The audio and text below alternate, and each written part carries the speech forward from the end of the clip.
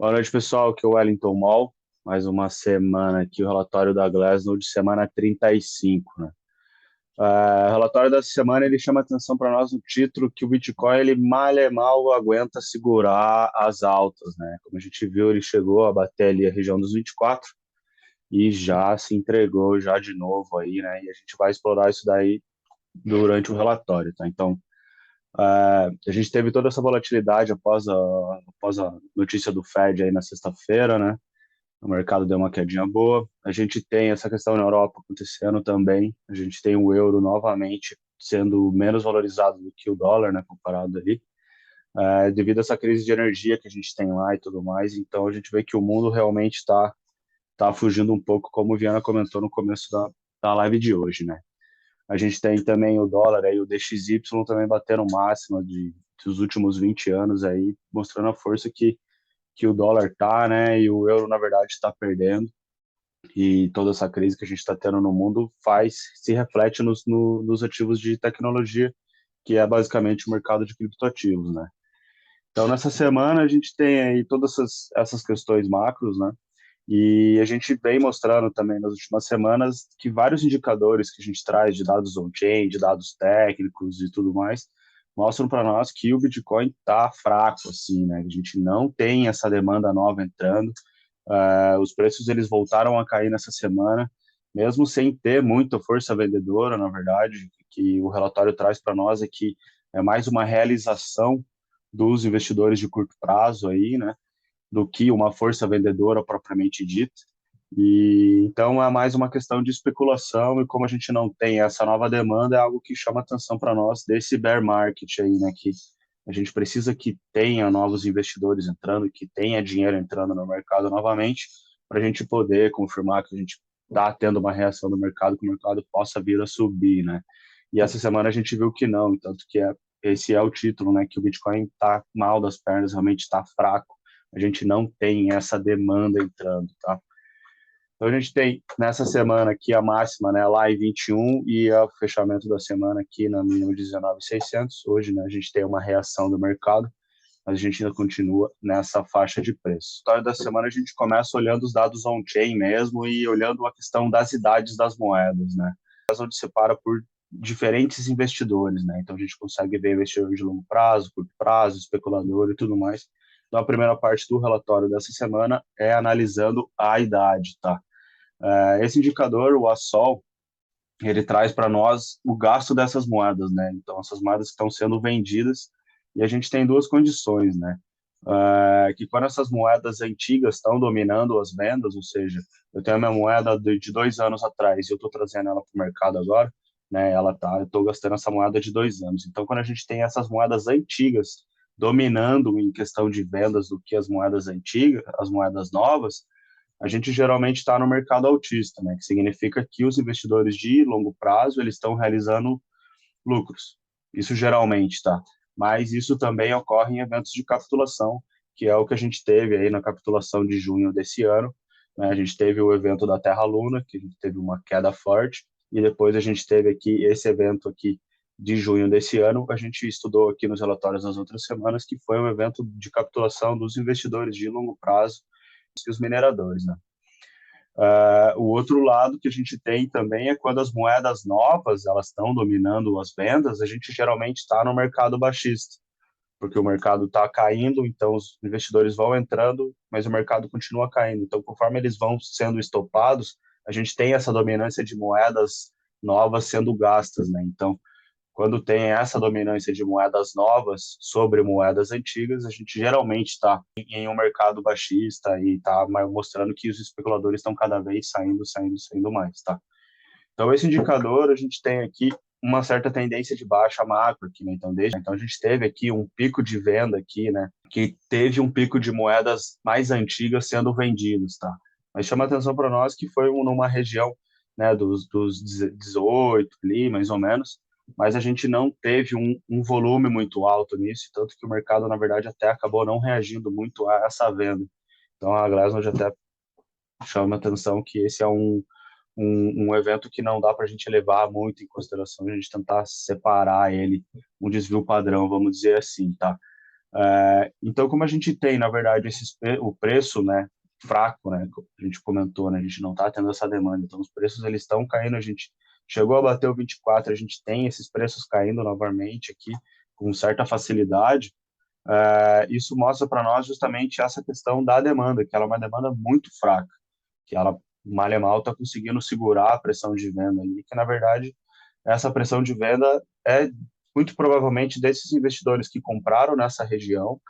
O mercado chegou a andar, bateu numa resistência, teve alguma notícia, os investidores já estão saindo, estão realizando qualquer lucro, porque o mercado está muito volátil, ninguém está muito confiável para entrar no mercado, então chama atenção isso para nós, né? Que esse comportamento, ele é um comportamento, na verdade, que você entrou, pô, vou entrar agora aqui que eu tô achando que o mercado vai andar. Mas sai o Fed, sai uma notícia no Fed, sai alguma notícia ruim, você fala, pô, não vou ficar segurando muito a minha posição, tô com um lucro aqui, vou realizar esse lucro, ou bater no meu break-even aqui no meu preço de entrada, eu já vou realizar. Então é isso que esse indicador está mostrando para nós, que esse movimento que a gente teve de alta e essa queda aqui é de pura especulação, né? Então, é isso, os investidores realizando lucro e já pegando dinheiro de novo e não querendo segurar muito. E esse é um ponto que chama atenção para nós, na verdade, que ele deixa até um campo aberto para a gente ter uma possível nova capitulação, caso a gente venha a perder a região dos 17. Se a gente não tem demanda, a gente não teve demanda quando a gente passou dos 22 aqui, então, e a gente já voltou para o 19. Então, se o mercado realmente seguir caindo aqui, não ter uma defesa nessa faixa de preço, como a gente tem pouca demanda entrando, a gente pode vir a ter novas capitulações no futuro aí.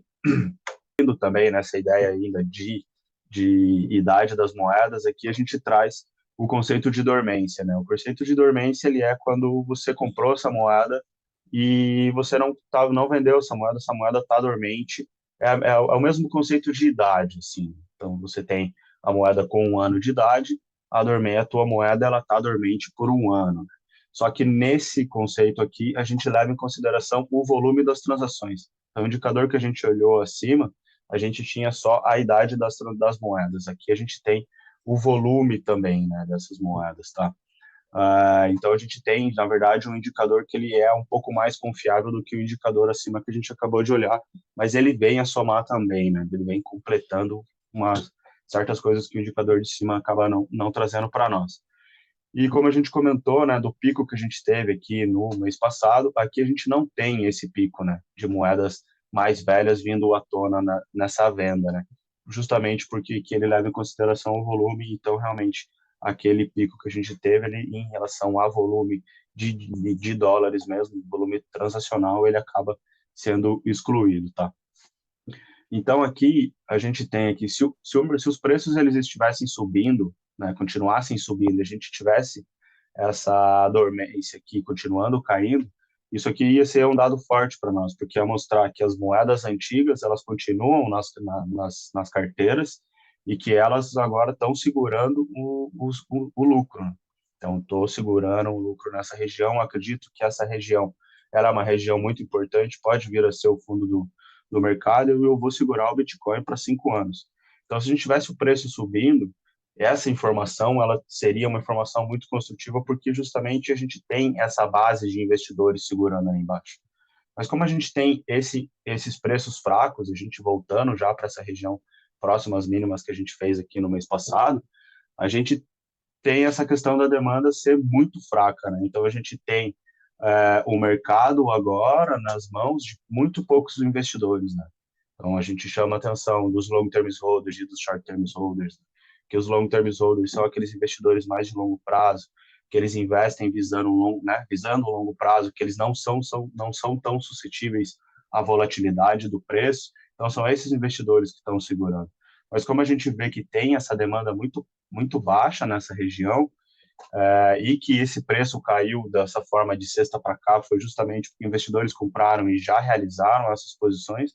A gente não sabe o quão forte é a posição, o quão fortes são esses investidores de longo prazo que estão segurando essa região e agora a gente está basicamente na mão deles, né? Então, se a gente vier o preço continuar caindo, a gente continuar com esse nível de dormência aqui, a gente já tem um sinal que pode não ser tão positivo como é se o preço subisse. né? A gente pode ter uma perda na convicção dos investidores aí e tudo mais.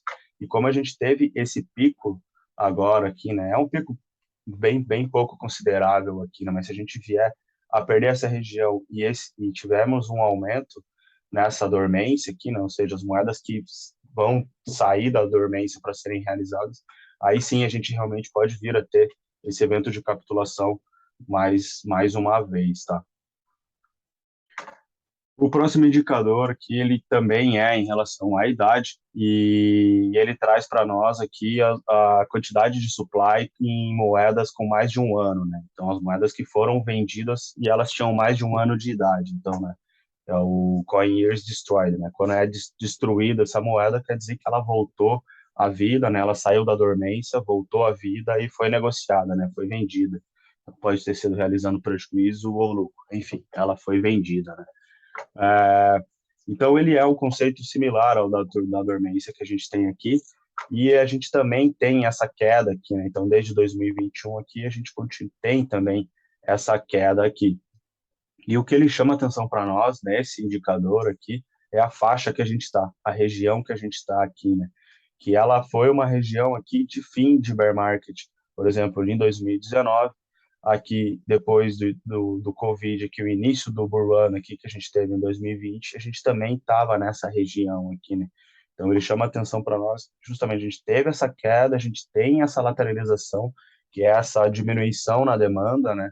Então isso que a gente sempre vem falando já há semanas, né, que beleza, o mercado está fraco, a demanda está fraca, a gente continua num bear market, sim, mas a gente tem muitos indicadores mostrando para nós que muito provavelmente a região de preço que a gente está é uma região de um fundo de mercado macro.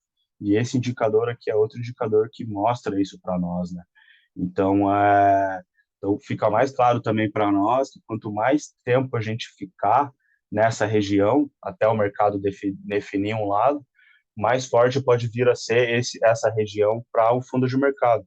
E quando a gente puxa aqui 2015, 2016, a gente ficou um ano lateralizado aqui, né? Quando a gente puxa 2018, 2019, a gente ficou aqui cento e poucos dias, se eu não me engano. 2020 aqui, depois do início, né, a gente teve o Covid, a gente andou e ficou um tempo lateral também, foram cento e poucos dias. E a gente está nessa região lateralizada aqui já também numa faixa de cento e poucos dias. Então, é um padrão que a gente tem que marca, né, regiões aqui de um fundo de mercado macro, né? Então, agora a gente tem que esperar, né? Não tem muito o que a gente fazer, não tem como a gente adivinhar nada, é esperar ver como o mercado pode vir a se comportar, mas definitivamente essa região que a gente está, ela pode vir a ser uma região de fundo de mercado macro, sim.